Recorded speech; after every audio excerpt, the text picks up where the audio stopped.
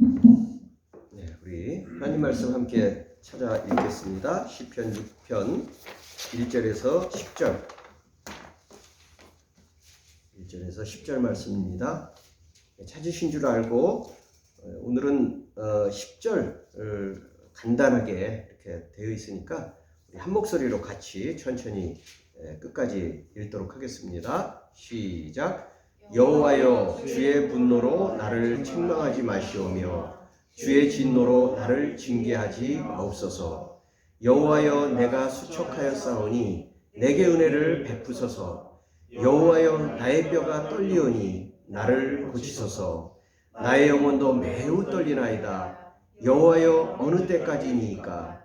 여호와여, 돌아와 나의 영혼을 건지시며 주의 사랑으로 나를 구원하소서.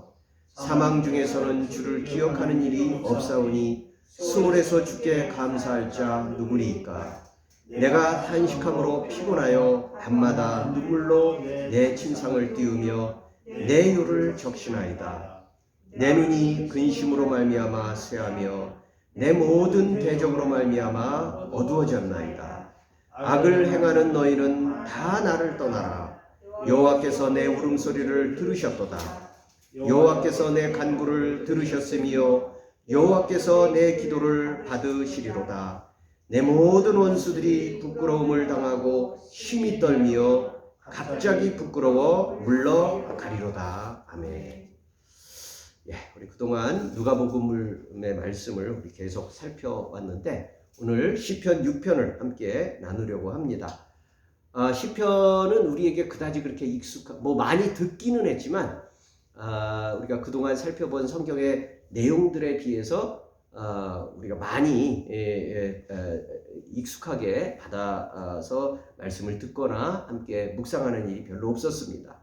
여러 가지 시편에 대한 이야기들을 함께 나눌 수 있지만 다 생략하고 몇 가지만 말씀 본문으로 들어가기 전에 생각해 보고자 합니다. 여러분, 시편은 성경으로 이렇게 기록되기 이전에 기도입니다. 대부분의 내용들은 기도고 또 그것이 노래로 만들어지기도 하고 또 그것이 차차 이스라엘이 함께 할 수 있는 노래가 되고 또 이제는 하나님을 섬기는 모든 백성들의 마음이 되고 또 기도가 되고 노래가 되었습니다. 그래서 우리가 그 시편이 처음 어떻게 기도가 되었는지 또 어떻게 노래가 되었는지 하는 그 마음과 또 그것이 어떻게 발전해 나갔는지를 짐작해보고 또 그것을 찾아나가는 것이 우리 시편을 읽는데 또 이해하는데 굉장히 큰 어떤 과정이 될 것입니다. 그런 가운데서 우리가 시편에 무시하기 쉬운 부분이 뭐냐면 시편이 시작되는 그 본문 단락마다 제일 위에 표제어라는 게 있습니다. 그래서 지금 성경 본문을 보면 6편도 그 바로 옆에 표제어라고 해서 이렇게 꺽쇠 표시가 되어 있는 걸 여러분들 보실 수가 있을 겁니다. 그것은 물론 당연히 그 시편이 처음 노래됐을 때 처음부터 있었던 것이 아니라 이 성경이 편집되면서 기록이 덧붙여진 내용입니다. 근데 그 표제어가 왜 중요하냐면 본문의 그 기도문을 이해할 수 있는데 굉장히 중요한 어떤 동기와 내용들을 우리에게 보여주기 때문입니다. 오늘 6편은 어떻게 표제어가 되어 있죠? 어떻게 되어 있습니까? 한번 읽어볼까요? 같이 시작. 다윗의 시, 인도자를 따라 현악 6째 줄에 맞춘 노래.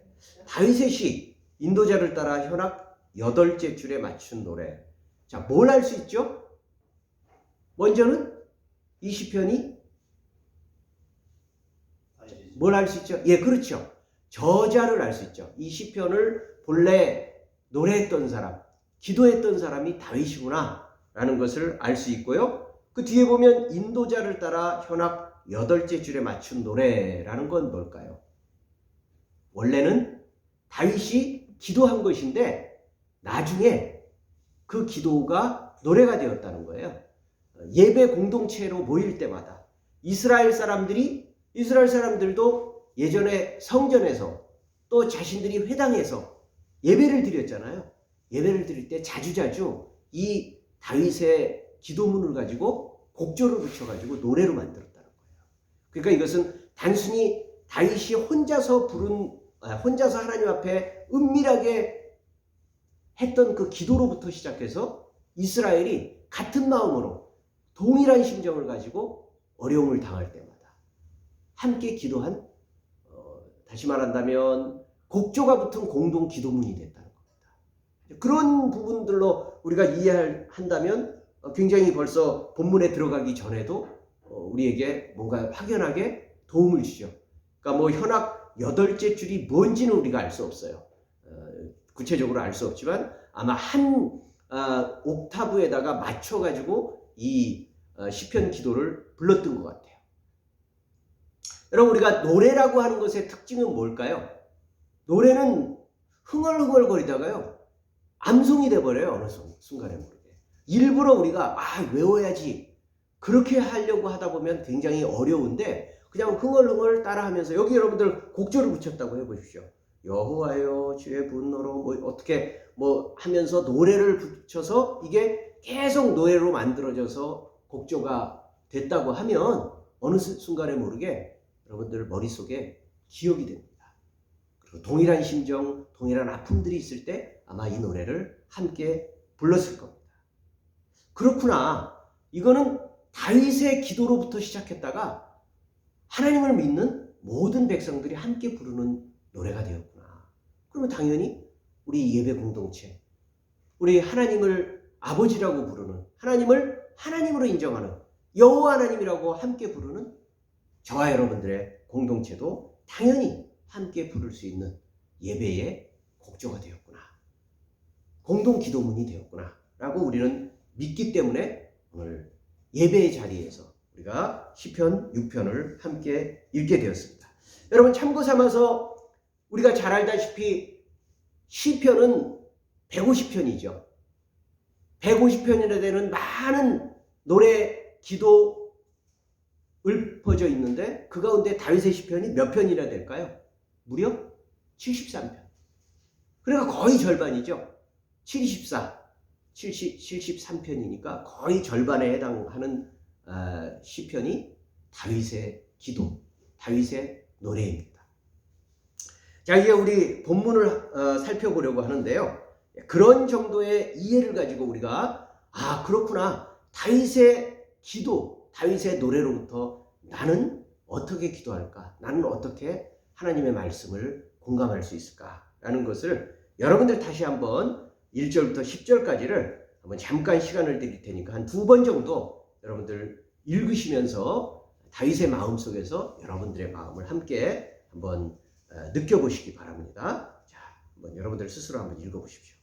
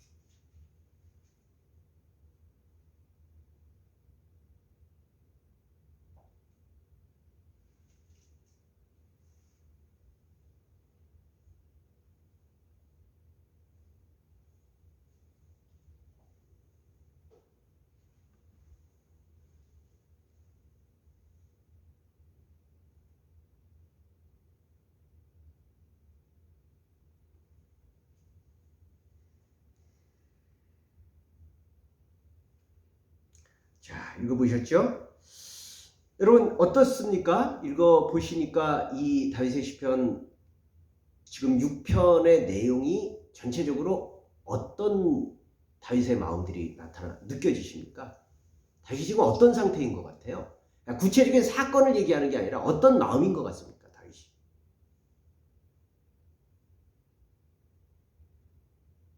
그냥 좀 용기 내서 누구든 한번 말씀을 해주시죠. 몸도 마음도 많이 지쳐 있고 힘든. 예, 몸도 마음도 많이 어디서 느끼시죠? 몸은 내 뼈가 떨린다. 예, 수척하다. 네, 그렇죠. 신절에서는 나의 영혼도 떨린다. 네, 그렇죠. 우리가 그 성경의 다른 부분들, 뭐 우리 뭐 복음서라든가 사도행전이나 또 역사서라든가 이런 내용들 속에서는 우리가 성경의 배경들과 지식을 우리가 많이 배울 수 있죠. 아, 이런 상황에서 다윗이 누구를 만났구나. 뭐 솔로몬이 어떤 사람과 무슨 사건이 벌어졌구나. 이런 여러 가지 어떤 그 상황과 지식을 만날 수 있다면 시편은 상황과 지식이 아니라 성도의 마음을 느끼는 거예요. 근데 그 성도의 마음 속에 나도 공감할 수 있는 그런 상황들을 경험하죠. 그럼 그 시편에서 느꼈던 그 마음들이 하나님 앞에서 어떻게 움직여가는 것을 보면서 나는 똑같은 상황에서 어떻게 내가 이 어려움을 돌파해 나갈 수 있을까? 아마 그런 것들을 배울 수 있기 때문에 시편이 하나님의 말씀으로 우리에게 주어졌을 것 같습니다. 많은 것을 더 여러분들하고 나누고 싶지만 그냥 본문으로 들어가서 우리가 한번 살펴보기를 원합니다. 1절부터 한번 봅니다. 여호와여 주의 분노로 나를 책망하지 마시오며 주의 진노로 나를 징계하지 마옵소서. 여러분 1절에서는 먼저 무엇이 느껴집니까? 다윗의 어떤 마음이 느껴지죠? 주의 분노, 주의 진노, 책망하지 마시고 징계하지 마옵소서.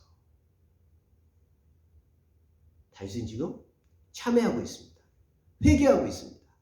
구체적인 내용은 알 수 없습니다. 어떤 상황에서 어떤 내용을 가지고 지금 회개를 하는지 모르겠는데 다윗은 지금 하나님 앞에 깊이 회개하고 있습니다. 하나님께서 분노하고 계시다. 하나님께서 진노하고 계시다. 자신의 그 모든 그 아픔들, 우리는 다윗의 일대기를 통해서 얼마든지 추측할 수 있습니다. 아마 이게 제일 우리 머릿속에 깊이 기억되는 것은 아마 밧세바와의 간음 사건, 아마 그것과 관련돼 있지 않을까. 근데 여러분 단순히 밧세바와 간음했던 그 사건, 그게 그때 그것으로 끝나지 않았습니다. 그게 한 번의 큰 잘못과 죄로 이루어졌지만 여러분 생각해 보세요. 다른 유부녀를 그렇게 남편이 있는 여자를 그렇게 그 간음을 하고 거기서 멈추지 않고 그 남편을 죽이고 그게 알려지고 하나님 앞에 크게 회개하고 뉘우쳤다고 하지만 여러분 하나님과의 관계에서의 회복이 일어났다고 해서 그 사건의 여파가 그것으로 끝났을까요? 그렇지 않습니다. 그 이후에도 그것은 시간이 가면 갈수록 계속 다윗의 남은 일생을 발목 잡습니다. 엄청나게 많은 사건, 사고로 이어지는 것을 볼 수가 있습니다. 그래서 아마 다윗은 그 하반생에 내내 그 일들로 인하여서 끊임없이 고통을 받았고 끊임없이 어려움을 당했던 것을 아마 우리는 충분히 짐작할 수 있습니다. 아마 오늘 이 본문의 시편도 그것과 관련되어 있지 않을까. 그래서 주의 분노로 나를 책망하지 마시고 주의 진노로 나를 징계하지 마옵소서라고 그렇게 통절하게 기도하는 모습을 볼 수가 있습니다. 그래서 여러분 2절로 연결될 때 여호와여 내가 수척하였사오니 내게 은혜를 베푸소서. 여호와여 나의 뼈가 떨리오니 나를 고치소서. 나의 영혼도 매우 떨리나이다. 그렇습니다. 지금 다윗은 계속 내가 수척하고 또 내 뼈가 떨리고 나의 영혼도 매우 떨립니다 라고 말을 합니다. 여러분 오늘날 우리는 어떤 어디가 아프다 그러면 그게 이제 육체적 질병인지 아니면 마음의 문제인지 영혼의 고통인지 뭐 이런 것을 각각 별개로 봅니다. 몸이 아프다, 마음이 힘들다, 영혼이 많이 시들었다. 뭐 이런 그 고통과 아픔들을 다 별개로 각각 살펴보면서 거기에 따른 처방들과 어떤 그 계획들을 별도로 뭐 몸이 아프다 그럼 병원을 찾아가고 또 마음이 힘들다 그러면 상담소 가고 또 영혼의 고통이 있다 그럼 교회 가서 기도하고 뭐 이렇게 각각 별개의 나누어진 그런 삶으로 생각을 합니다. 물론 우리가 우선적으로 느끼는 증상과 모습들 속에서 그럴 수 있지만 사람은 그렇게 분리되거나 제각각으로 각각 떨어져 있는 그런 존재가 아니라 우리 모든 삶의 부분들은 우리의 모든 삶의 전인격은 하나로 연결되어 있고 통일되어 있다는 것을 실제로 우리는 경험합니다. 여러분 우리 몸이 아플 때 그냥 몸만 아픕니까? 마음도 자꾸 이렇게 무너지잖아요. 약해지고 힘들고 위축되고 자신감 떨어지고 비극적이 되고 그러다 보면 내 영혼도 자꾸 힘들어지고 짜증나고 불평과 불만 속에서 하나님과의 관계도 아주 멀어지는 것을 경험하게 됩니다. 반대도 마찬가지죠. 마음이 병들면 반드시 그 마음이 병든 것 가운데서 하나님과의 관계가 원활하지 못하게 되니까 마음속에서의 불평이 생기고 또 온몸에 여러 곳에서 병이 드는 것도 경험하게 됩니다. 그게 이제 사람이죠. 사람은 다 그렇습니다. 그래서 더 고통스럽습니다. 오늘 다윗의 시편을 읽어보면 그런 마음이 구구절절 느껴집니다. 죄로 인해서 안팎에 큰 시련을 당하고 있고 그것으로 인해서 영혼은 황폐하고 마음이 병들고 온몸마저 크게 수척해 있는 것을 알 수가 있습니다. 그래서 이 시편을 구분상 참회 시라고 합니다. 하나님 앞에 참회하면서 나간 참회의 시다라고 그렇게 말을 합니다. 근데 여러분 다윗이 지금 고통스러운 거는요 거기서 끝나지 않습니다. 방금 우리가 읽은 3절의 뒤를 보면요 여호와여 어느 때까지니까. 여러분 우리가 몸이 아프고 마음이 힘들고 영혼이 병들고 여러 가지 어려움들이 있을 때 더욱 그것이 가중될 때는 언제입니까? 끝이 언제인지 알 수 없다는 거예요. 나의 이 고통, 나의 이 아픔, 나의 이 절망, 하나님과의 이 멀어져 있는 관계가 언제 끝날지 모른다라는 그 절박, 이렇게 막막함, 그런 것들이 느껴질 때 우리는 더 힘든 거예요. 아무리 지금 당장이 힘든다고 하더라도 내일이면 회복될 거다. 아니면 어느 정도 지나가면 나는 다시 일어날 수 있을 것이다. 라는 그런 기대를 가질 수 있다면 사람은 그렇게까지 힘들지 않을 텐데 막막하다는 겁니다. 어느 때까지입니까? 여러분들도 살면서 겪는 고통이 있을 때 이렇게 스스로 되물을 때가 많지 않습니까? 하나님께 어느 때까지입니까? 도대체 언제까지 내가 이래야 되는 겁니까? 라고 하는 그런 아픔이 이 다윗에게서도 우리는 절절히 느껴질 수가 있습니다. 그러나 여러분 두 번째 단락 4절부터 시작되는 모습에서 보면 성도에게는 분명히 하나님을 모르는 사람들은 상상할 수 없는 특별한 소망이 있다는 것을 알 수가 있습니다. 그게 뭘까요? 하나님께 아뢰일 수 있다는 겁니다. 절박하고 막막하고 답답하고 이게 언제까지나 계속될지 모르고 몸만 아픈 게 아니라 마음도 끊어져 있고 사람들과의 관계도 피폐해져 있고 또 영혼도 갈갈이 끊어져 있지만 그럼에도 불구하고 그 아픔과 고통을 하나님께 아뢰일 수 있다는 것을 다윗은 알고 있는 것입니다. 다윗은 분명히 하나님의 도우심을 믿는 성도였습니다. 우리 4절 같이 읽습니다. 4절 시작. 여호와여 돌아와 나의 영혼을 건지시며 주의 사랑으로 나를 구원하소서.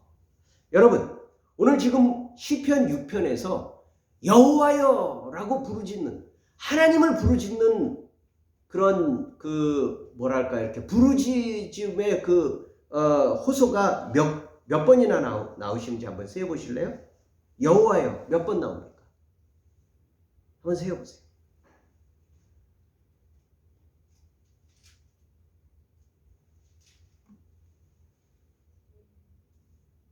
몇 번 나오죠?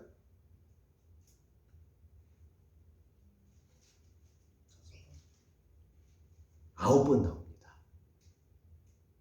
9번 나옵니다. 네, 나중에 확인해 보십시오. 9번 나옵니다. 그래요. 뭐 이게 숫자가 중요한 게 아니죠. 9번이든 10번이든 5번이든 중요한 것은 다윗은 하나님께 호소하는 거예요. 자신의 그 아픔, 눈물, 슬픔, 근심, 답답함, 절망, 끊어짐, 그것이 하나님께 호소함으로 인해서 해소될 수 있다는 것을 알고 있기 때문에 하나님을 계속 찾고 부르고 있습니다. 그리고 여호와여 돌아와. 우리가 방금 읽은 4절 첫 귀절을 보면 여호와여 돌아와 이렇게 기도하고 있습니다. 이 말은 뭘까요? 다윗이 하나님 안에서 그리고 그 속에서 풍성한 교제와 복된 은혜로 살아왔던 날들을 기억하고 있다는 겁니다. 하나님과 살아왔던, 하나님과 교제했던, 하나님과 행복했던, 하나님과 깊이 누렸던 그 삶을 기억하고 있다는 겁니다. 여러분, 이게 우리 삶을 회복하는 데 굉장히 중요합니다. 여러분, 우리도 그렇잖아요. 우리도 살면서 여러 가지 어려움들이 있을 때 나를 사랑했던, 나와 함께 사랑을 나눴던 어떤 사람들의 그 기억들을 통해서 내가 그래, 내가 사랑받고 있지, 내가 사랑하고 있지 라는 그 회복으로 인해, 그 기억으로 인해서 내가 회복되는 경험들이 있을 것입니다. 마찬가지로 우리가 절망감을 느낄 때, 어려움 속에서 우리가 모든 비통함 속에 빠져 있을 때 하나님과의 관계로 깊이 교제했던 그 시간들을 기억하는 것은 우리가 회복하는 데 있어서 굉장히 큰 힘이 됩니다. 그래서 이제 다윗은 자신이 살 길이 하나님께서 돌아와 주시는 것밖에 없다.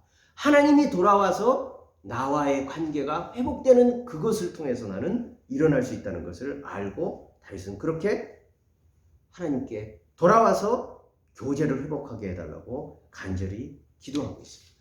그런데 여러분, 우리가 여기서 기억해야 될 것은 우리가 정말 죄를 지을 때, 우리가 하나님 앞에 죄를 지을 때 하나님께서 성도를 떠나시는 것일까? 하나님이 떠나시기 때문에 하나님 돌아와 주십시오 라고 다윗은 그렇게 기도하고 있는 것인가 하는 것입니다.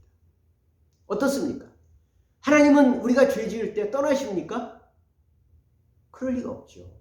하나님이 떠나시는 게 아닙니다. 자신이 하나님의 떠나심을 느끼는 거죠. 죄책감을 갖고 있기 때문에, 내가 죄인이라는 걸 알고 있기 때문에 하나님과의 관계가 멀어졌다. 하나님은 이제 나를 외면하신다. 하나님은 나의 호소를 들어주시지 않는다. 하나님은 나의 하나님이 아니다. 하나님은 나와 함께 계시지 않는다. 라고 자기 스스로가 죄책감으로 인해서 그렇게 느끼는 겁니다. 그래서 하나님이 떠나시지 않고 버리지 않으셨음에도 불구하고 우리 스스로는 하나님은 나를 떠나셨다고 느끼게 되는 겁니다. 그런데 여러분, 여기서 한 가지 중요한 게 있습니다. 솔직히 사람 앞에서도 부끄럽고 무엇보다도 하나님께 면목이 없는 죄인으로서의 우리가 이제 와서 무슨 근거로 하나님께 구원해달라고 기도할 수 있을까요? 여러분, 우리가 하나님 앞에 회개할 수 있는 것도요, 하나님 앞에 용서를 구할 수 있는 것도 근거가 있어야 됩니다. 무슨 근거로 우리가 하나님께 사죄와 구원의 기도를 드릴 수 있을까요? 하나님 돌아와 주십시오, 용서해 주십시오, 구원해 주십시오라고 기도할 수 있는 근거가 무엇일까요? 여러분, 4절에서 한번 찾아보십시오. 그 근거가 뭐죠? 하나님이 우리를 구원하시는 근거는 뭘까요? 4절 한 중앙에 나와 있는 주의 사랑으로. 여러분, 이 사랑으로라는 이 단어가 우리 한글 말고 원어로 바로 우리가 많이 들어왔던 헤세드입니다. 헤세드. 하나님의 언약적 사랑입니다. 하나님 편에서 먼저 우리에게 너는 나의 자녀야, 너는 나의 아들이야, 너는 나의 딸이야, 어떤 일이 있어도 난 너를 버리지 않을 거야. 네가 어떤 삶을 산다 할지라도, 네가 나를 혹여 떠나는 마음을 갖고 나를 버린다 할지라도 나는 너를 사랑할 거야. 나는 너와 함께 하는 너의 하나님이다 라고 약속하신, 하나님이 먼저 선포하신 그 언약의 근거인 바로 헤세드의 사랑이 우리가 하나님 앞에 다시 나갈 수 있는 근거라는 겁니다. 여러분, 우리가 조금이라도 더 착해졌기 때문에, 아니면 성실해져서나 아니면 봉사를 많이 해서, 또 심지어는 내가 믿음이 좋아졌기 때문에 하나님 앞에 나갈 수 있는 것도 아닙니다. 여러분, 내가 믿음이 좋아져서 하나님께 나갈 수 있다면 그것도 역시 나에게 달린 거예요. 여러분, 우리의 구원의 근거가 나에게 달려 있다면 소망이 없어요. 소망이 없습니다. 들쑥날쑥할 겁니다. 오락가락할 겁니다. 그러나 하나님은 변치 않습니다. 헤세드의 사랑, 변함없는 사랑. 여러분, 부모 자식 간의 관계가 들쑥날쑥 오르락내리락 합니까? 그 관계는요, 그냥 맺어진 거예요. 하나님은 운명적으로 우리를 붙드신 겁니다. 그래서 그것을 확인할 때 우리는 하나님 앞에 나갈 수 있는 겁니다. 면목이 없지만 주께서 먼저 주신 사랑이기 때문에 끝까지 이것을 붙드는 것을 믿음이라고 합니다. 이제 우리 5절을 보겠습니다. 5절입니다. 사망 중에서는 주를 기억하는 일이 없사오니 수월에서 주께 감사할 자 누구리이까. 다시 사망, 수월, 이런 단어가 나옵니다. 이 단어는요, 단순히 육체적 죽음만을 얘기하는 게 아닙니다. 그냥 죽으면 무슨 소망이 있습니까? 아니, 내가 지금 육체적으로 그냥 죽어버리면 무슨 희망이 있습니까? 이런 의미에서의 육체적 죽음을 말하는 것이 아니라, 이 단어들은 전부 다 하나님이 없는 땅에 버림받았다라는 히브리식 표현입니다. 여러분, 하나님이 없는 땅에 내던져졌다는 거예요. 이거는요, 죽음보다 더 무서운 거예요. 히브리 사람들에게 있어서는요, 이 죽음, 사망, 소울이라는 단어가 단순히 목숨이 없어졌다 이런 뜻이 아니라, 하나님과 교제할 수 없는 그런 버림받은 땅에 내가 떨어졌다는 겁니다. 그런 일이 있겠어요? 없지요. 근데 그렇게 느끼는 거예요. 하나님이 없는 것. 누구도 나를 건져줄 수 없는 것. 옛날에 우리 이렇게 영화나 드라마 보면은 그런 뭐 독재 그 정부에 이렇게 아주 기관원들이 사람을 이렇게 그 막 고문하고 죽이면서 그런 얘기, 이렇게 고통스럽게 하면서 그런 얘기하죠. 네가 여기서 죽어도 아무도 알 수 없어. 너 같은 놈 하나쯤 죽어도 아무도 알지 못해. 여러분, 죽음보다 더 두려운 것은 내가 여기서 무슨 일을 당하든, 내가 여기서 어떤 어려움을 당하든 아무도 알지 못한다는 거예요. 그래서 계속 고립시키는 거예요. 고립시키는 거죠. 몇 날 며칠이고 혼자 독방에 가두고, 그리고 다른 사람이 고통스러워하는 소리를 듣게 하고, 심리적으로 이미 위축되어서 그 사람은 누가 이제 그리고 나서 나타나서 뭔가를 신문하면 이미 마음이 다 무너졌기 때문에 시키는 대로 다 하게 되는 그런 심리적인 효과들이 이루어진 것과 똑같습니다. 절망감입니다. 혼자 있다는 거예요. 누구도 너를 건질 수 없어. 바로 이것이 수월입니다. 마치 태평양 바다에 빠지거나 우주의 미아가 되었다고 생각해 주십시오. 우주에 여러분들이 던져졌어요. 버려졌어요. 아무리 힘든 일이 있어도 여러분, 우주 미아가 되는 것보다 절망스러운 일이 있을까요? 거기서 우리가 할 수 있는 일이 뭐가 있겠어요? 바로 그런 절망적인 모습입니다. 그래서 다윗이 지금 얘기하고 있는 것은, 나는 그만큼 하나님에게서까지도 버려진 심정이 되어 있습니다. 라고 그렇게 탄식하는 겁니다. 그러다 보니까 여러분, 6절, 내가 탄식함으로 피곤하여 밤마다 눈물로 내 침상을 띄우며 내 요를 적시나이다. 내 눈이 근심으로 말미암아 쇠하며 내 모든 대적으로 말미암아 어두워졌나이다. 여러분, 자연스럽게 이해되죠? 탄식함으로 피곤하여 밤마다 눈물로 침상을 띄우며 내 요를 적시나이다. 그렇죠. 그 정도쯤 되면 밤마다 눈물로 침상을 적시며 탄식하고 또 매일같이 울겠죠. 얼마나 울었는지 눈도 침침해질 정도가 되었다고 얘기를 합니다. 그 절박한 심정, 고통스러운 것은, 근데 거기에다가 더 고통스러운 것은 자신을 아는 주변의 사람들이 자기 자신을 이해해 주기는커녕 원수가 되어서 외면하고 정죄하고 조롱하는 것을 느끼기 때문입니다. 방금 6절, 7절에서 우리가 읽었듯이 이제는 내 모든 대적들로 인해서 나는 더 많이 힘들어졌습니다. 라고 그렇게 고백하고 있는 겁니다. 여러분, 우리가 잘 알듯이 때로는, 아니 자주자주 나를 전혀 모르는 남으로부터 당하는 시련보다 누구보다 나와 나의 형편을 잘 안다고 믿었던 사람들로부터 받는 냉정한 외면과 비난을 받을 때 정말 고통스럽습니다.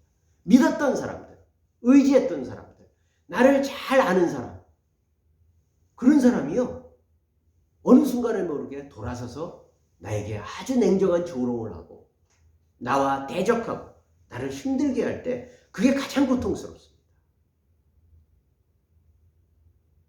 다윗도 그랬을 겁니다. 자기가 지은 죄를 고백합니다. 분명히 자기가 지은 죄를 압니다. 그럼에도 불구하고 지금 당한 역경과 고통은 자기가 지은 죄보다 훨씬 더하다는 것을 느낄 때 너무너무 고통스러운 거죠. 뿐만 아니라 믿었던 사람들이 대적이 되어서 잊지도 않은 사실들의 거짓말과 또 침소봉대까지 당하고 있을 때 여러분들 어떨까요? 우리는 처음에도 말씀드렸듯이 이 본문 자체에서, 시편 6편의 본문 자체에서 다윗이 지금 어떤 일을 당하고 있는지 구체적으로 알지는 못하지만 우리는 다른 성경의 배경들을 통해서 얼마든지 이 내용이 어디쯤 있을 것인지 확인할 수 있습니다. 아마 사무엘서를 보면 우리가 잘 알다시피 다윗의 셋째 아들인 압살롬의 반역, 기억하시죠? 압살롬의 반역으로 인해서 다윗과 다윗의 일행들은 황급한 피난길에 떠나게 됩니다.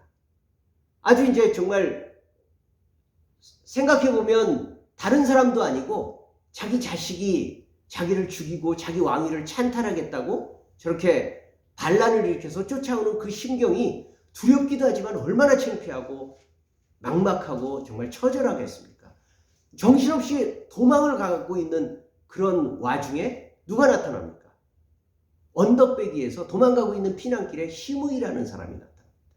시므이가 누굽니까? 다윗. 자기 앞서 있었던, 그동안 계속 다윗을 죽이려고 했었던 그 앞서 있던 사울 왕의 친척입니다. 아주 가까운 친척벌이에요. 근데 그 친척들은 여전히 그 다윗을 사울이 죽이려고 압박하고 죄가 없음에도 불구하고 공격했던 그 사실은 잊어버리고 다윗이 마치 자기의 친척인 사울왕을 죽이고 왕위를 찬탈한 것처럼 그렇게 헛소문을 퍼뜨리고 있었습니다. 그래서 지금 반란의 아들의 반역에 의해서 반란길을 도망가고 있는 그 상황에서 시므이라는 친척이 나타나서 고소하다, 잘됐다 그러면서 그 언덕에서 다윗에게 말로 다할 수 없는, 입에 담을 수 없는 온갖 저주를 퍼붓습니다. 잘됐다. 네가 그렇게 반란을 일으켜서 왕위를 찬탈하더니 네가 그렇게 돼도 아주 잘됐구나 라고 하면서 욕설을 퍼붓고 있는 장면이 사무엘서에 나타납니다. 여러분, 얼마나 절망적인 상황입니까? 얼마나 억울한 상황입니까? 그래서 그 다윗을 따르는 장군 중에 하나가 분노가 나서 임금님, 제가 저놈을 당장 죽이겠습니다 라고 하고 있는 그 장면을 우리가 생각해 볼 수가 있습니다. 그때의 내용들을 우리가 한번 살펴보기를 원합니다. 사무엘하 16장을 한번 살펴보십시오. 사무엘하 16장 10절에서 13절입니다. 구약성경 489페이지.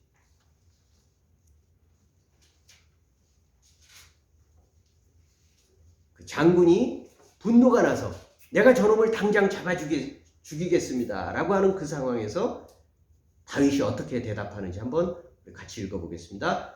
16장 10절에서 13절입니다. 같이 읽습니다. 시작. 왕이 이르되 수르야의 아들들아, 내가 너희와 무슨 상관이 있느냐?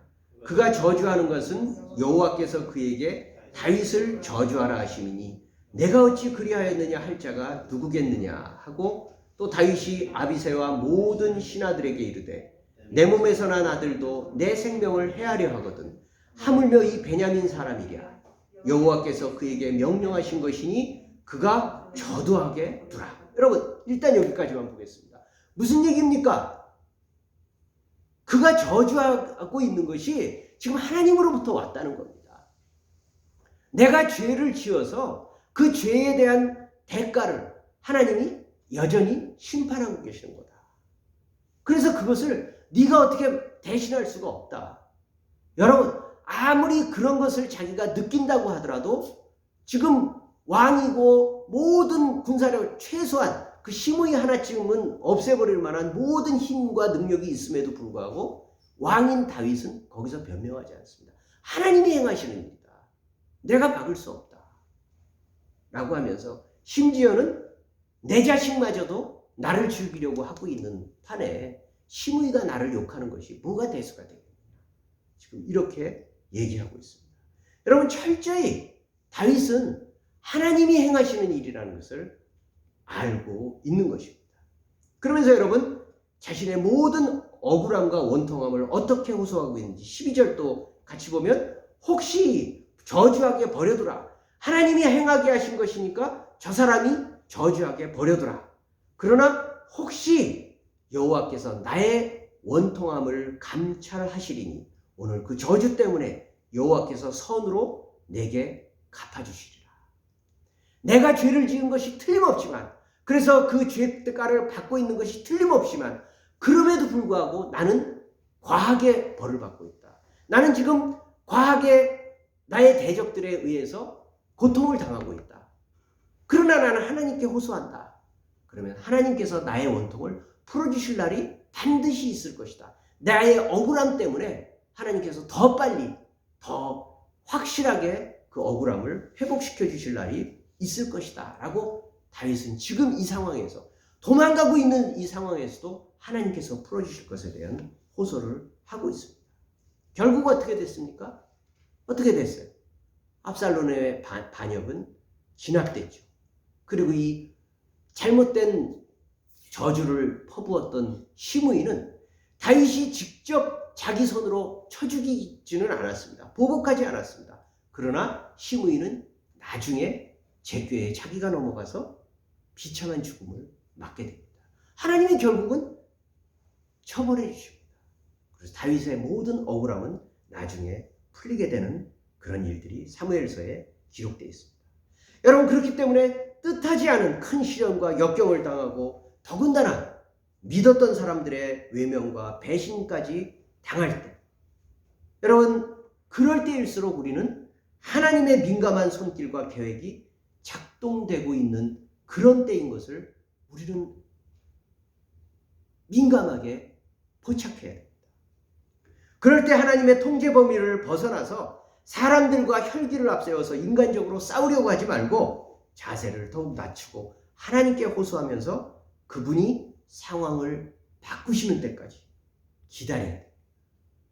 그게 성도입니다. 다윗은 지금 그러한 기도의 모범을 우리에게 보여주고 있는 것입니다. 이제 우리가 마지막 단락을 살펴보려고 합니다. 마지막 단락은 8절부터 10절까지입니다. 그런데 여러분 마지막 단락에서 갑자기 분위기가 반전이 됩니다. 8절에서 10절 같이 한번 읽어보겠습니다. 시작. 악을 행하는 너희는 다 나를 떠나라. 여호와께서 내 울음소리를 들으셨도다. 여호와께서 내 간구를 들으셨으며 여호와께서 내 기도를 받으시리로다. 내 모든 원소들이 부끄러움을 당하고 힘이 떨며 갑자기 부끄러워 물러가리로다. 여러분 이상하지 않습니까? 바로 그 7절 바로 앞절만 하더라도 통곡을 하고 눈물을 흘리고 요를 적시고 자기의 눈도 침침해지고 대적으로 인해서 더 힘들어지고 계속 호소하고 통곡하고 눈물을 흘리고 절망하고 아팠잖아요. 근데 갑자기 악을 행하는 자들아 나를 떠나라. 하나님이 나의 모든 간구를 들으셨다. 너희들은 물러가라. 하는 담대한 기도를 하게 됩니다. 갑자기 무슨 일이 일어나는 걸까요? 그를 조롱했던 사람들, 비판했던 사람들, 악인들이 하나님의 응답으로 인해서 갑자기 천벌을 받고 동시에 꼬꾸라져 죽은 것일까요? 그럴 리가 없죠. 그럴 리가 없습니다. 우리가 다시 말씀드리지만 이 시편은요, 기도예요. 기도하고 있는 중입니다. 갑자기 그 악인들이 죽었을 리가 없죠. 상황이 반전돼서 자기가 회복됐을 리가 없습니다. 그러나 여러분, 밖으로는 아무것도 일어난 게 없지만 큰 죄책감과 두려움과 억울함에 짓눌려서 통곡하면서 기도하던 그런 절망적인 다윗의 마음과 그 영혼이 갑자기 하나님 안에서 이미 모든 염려가 끝나버렸음을 다윗은 확신하게 된 거예요. 여러분, 그런 일 없습니까? 기도해 본 사람은 압니다. 도무지 길이 보이지 않고 마음과 영혼이 온통 좌절과 절망, 무너져 죽을 것 같아서 하나님께 기도하고 통곡하고 또 뭘 어떻게 기도해야 될지 구체적인 말로 표현되지 않는, 그래서 오늘 본문처럼 여호와여 여호와여 여호와여 9번씩이나 그냥 부르짖고 그 기도의 내용은 구체적인 내용도 없어요. 그렇게 탄식하고 분노로 절망하고 있는 그 순간에 갑자기, 정말 갑자기 머리가 확 깨어서 뭔가 깨달아지는 거예요. 그리고 갑자기 이해되고 가슴이 확 커지면서 영혼이 뻥 뚫리는 경험을 하는 겁니다. 기도하는 과정에서. 주께서 그동안 이 기회에 저 방법으로 주셨던 말씀과 약속들이 이 상황에서 그게 나에게 주신 말씀이었구나. 나에게 별 어떤 상황 저런 기회를 통해서 주셨던 말씀들이 그냥 마음속에 그대로 축적되어 있을 뿐인데 그 말씀이 이 상황에서 나에게 주시는 말씀이었구나 라고 깨달아지는 그 순간 눈앞에서는 변한 게 하나도 없는데 더 이상 그 문제가 아니게 되는 거예요. 문제였는데 문제가 아니게 된 거예요. 문제는 그대로 있는데 나에게는 더 이상 그것은 문제가 아니게 되는 겁니다. 정말 눈앞의 문제가 진짜 문제가 아님을 깨닫게 되는 순간이 오게 되는 겁니다. 여러분, 그것을 확인할 수 있는 말씀이 본문에 기록되어 있습니다. 우리 8절 9절에 보면요. 자, 8절 보십시오. 악을 행하는 너희는 다 나를 떠나라. 여호와께서 내 울음소리를 들으셨도다. 여호와께서 내 간구를 들으셨으며 여호와께서 내 기도를 받으시리로다. 여러분, 거기 시제를 보니까요. 하나님께서 내 울음소리를 들으셨도다. 또 내 간구를 들으셨으며, 들으셨다. 과거 시제로 되어 있습니다. 들으셨다. 열심히 기도하는 그 기도를 하나님이 들으셨다. 근데 그 다음 말씀에서는 여호와께서 내 기도를 받으시리로다. 자기가 열심히 기도하는 가운데 하나님이 나의 기도를 들으셨다는 것을 알게 되면 아직 확인되는 것, 아직 성취되는 것 아무도 없지만 결국은 마침내 모든 것을 응답하시고 말 것이다라는 것을 확신하게 되는 거예요. 지금 일어난 일이 없어요. 근데 반드시 일어난다는 거예요. 그래서 오늘 본문의 말씀처럼 들으셨도다. 두 번 과거의 시제가 있지만 그 다음에 기도를 받으시리로다. 앞으로 반드시 이루어 주실 것이다 라고 확신하게 되는 겁니다. 말씀을 읽고 묵상하다가 또 기도하다가 자신의 적나라한 모습을 보게 될 때 자기가 당한 문제들보다 하나님 앞에 선 자신의 모습이 더 중요하다는 것을 깨닫게 됩니다. 문제가 큰 게 아니라 하나님이 크다는 것을 알게 될 때 문제가 없어지게 되는 거예요.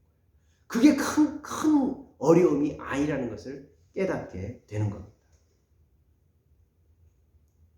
그런데 일단 자신이 하나님과의 관계를 가장 중요한 중심에 놓고 계속 사모하다 보면 어느 순간 갑자기 하나님께서 내가 알지 못하는 가장 선한 길로 인도하시겠다는 약속을 믿게 되고 또 전혀 기대하지 못했던 말할 수 없는 평안과 회복의 변화가 내 속에서부터, 내 중심에서부터 일어나는 것을 경험하게 되는 겁니다. 그게 기도입니다. 우리는 눈물을 흘리고 절망하고 비탄하고 통곡하고 상황은 하나도 변하지 않고 늘 나는 이렇게 살 것 같고 끝이 없을 것 같고 그 절망이 계속 이어질 것 같은 막막한 심정에서 그렇게 기도하기 시작합니다. 그리고 어찌 보면요, 이 기도가 한 번의 기도라고 생각하셔도 안 됩니다. 어찌 보면 그냥 어떨 때는 한 번의 기도로 끝나는 것일 수도 있지만 이 기도가 시편, 여러분 우리 읽어보셨지만 알겠지만 1절에서 10절까지의 기도의 내용이 깁니까? 굉장히 짧잖아요. 그래서 결국은 이 기도의 시편은요, 한 번의 다윗의 기도를 이렇게 적어놓은 게 아니라 오랫동안 수없이 많은 세월 동안, 그래서 침상을 적시면서 하루 기도하고 또 기도하고 아침에 기도하고 점심에도 저녁에도 늘 하나님 앞에 눈물 젖으면서 기도했던 그 가운데서 어느 날 갑자기 깨달음이 오면서 깨우침이 오면서 하나님을 만나면서 회복되는 그 회복의 그 과정을 10절의 기도로 묶어놓은 것일 겁니다. 그러니까 사실 짧지만 여기는 아마 수십일, 어쩌면 수개월의 기도가 녹아있는 것일지도 모릅니다. 그러니까 왜 나는 기도해도 다윗의 시편처럼 10절 안에 끝나지 않습니까? 그렇게 얘기할 수 없는 겁니다. 우리도 지금 소망을 갖는다면 어제도 눈물로 기도하고 오늘도 비탄함 가운데 기도하고 왜 나에게는 응답이 일어나지 않습니까? 왜 나에게는 하나님이 찾아오시지 않습니까? 나의 단절감, 나의 절망감을 언제까지 두고만 보시겠습니까? 라고 부르짖는 그 세월들이 오늘 여전히 지속될지라도 다윗이 들으셨으며 응답하시리로다 라고 그렇게 확인했듯이 마침내 회복하시고 마침내 이루어지시는 날이 반드시 올 것이라는 것을 사랑의 하나님, 선하신 하나님이 약속하고 계시는 말씀이 바로 시편 6편의 말씀입니다. 그러니까 동일한 성도인 저와 여러분들이 기도할 수 있는 거죠. 시편의 말씀은 참 산문과 다르게 우리에게 읊조리고 또 묵상할수록 우리에게 힘을 줍니다. 우리가 한 번 더 하나님께 나가서 부르짖을 수 있는 용기가 생깁니다. 그렇구나. 다윗의 기도를 들어주셨다면 생각해 보십시오. 사실 그냥 인간적인 죄로 보면 다윗이 더 큰 죄를 범했습니까? 우리가 더 큰 죄를 범했습니까? 저는 다윗만큼 큰 죄를 범한 사람도 없다고 봅니다. 그 정도쯤이면 우리가 하나님 앞에 부르짖을 근거가 있지 않습니까? 하나님은 우리의 기도를 반드시 들어줄 것입니다. 우리의 삶을 반드시 회복시키실 것입니다. 우리가 지금 어떠한 처지, 어떠한 상황, 어떠한 절망감, 어떠한 무력감 가운데 빠져 있을지라도 문제보다, 감정보다, 느낌보다, 상황보다 더 크신 하나님, 그리고 변치 않게 우리를 사랑하신 그 하나님 앞에 나갈 때 그 하나님께서 우리의 모든 삶과 마음과 문제와 아픔을 해결해 주실 줄로 믿습니다. 그 믿음 가지고 주님 앞에 나가기를 원합니다. 이 시간 우리 함께 기도하실 때